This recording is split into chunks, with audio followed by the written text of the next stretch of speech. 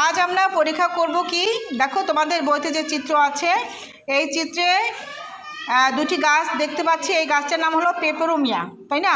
তো আমাদের পরীক্ষার নাম হলো কাণ্ডের মাধ্যমে পানি পরিবহন পর্যবেক্ষণ।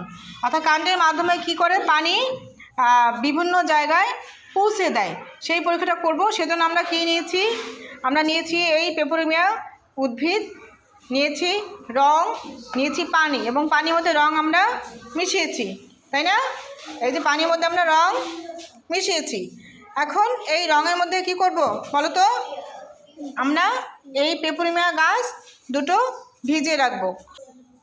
আচ্ছা, আমরা এটার মধ্যে এই মূল ভিজিয়ে রাখলাম, ঠিক আছে? আমরা একদিনের জন্য অপেক্ষা করব, এরপর দেখব কি পরিবর্তন দেখা যাচ্ছে। আচ্ছা, আমরা যে পরীক্ষা করেছিলাম যে এই পেপেরোমিয়ার কাণ্ড কেমন ছিল বলো তো?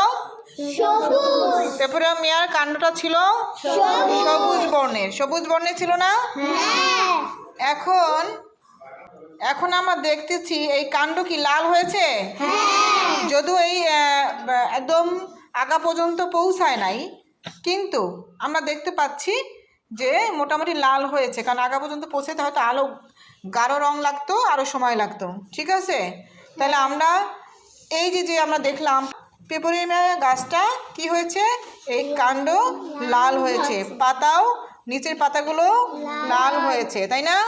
তুমি ধরো তো, এটা ধরো, সাবিয়া ধরো।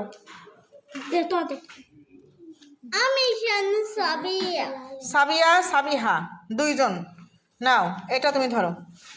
আচ্ছা, তাহলে আমরা এই পরীক্ষার মাধ্যমে দেখলাম কাণ্ডের মাধ্যমে কি হয়, পানি উদ্ভিদের বিভিন্ন স্থানে যায়। কাণ্ডের মাধ্যমে এই পানি বিভিন্ন স্থানে পরিবহন করে। তার মানে কাণ্ডের যে কাজ, কাণ্ডের কাজ কি? কাণ্ডের কাজ হলো পানি বিভিন্ন জায়গায় পৌঁছে দেয়। তাহলে এটা কি পরীক্ষা হইল? পরীক্ষা হয়েছে? বুঝতে পেরেছি আমরা? ধন্যবাদ।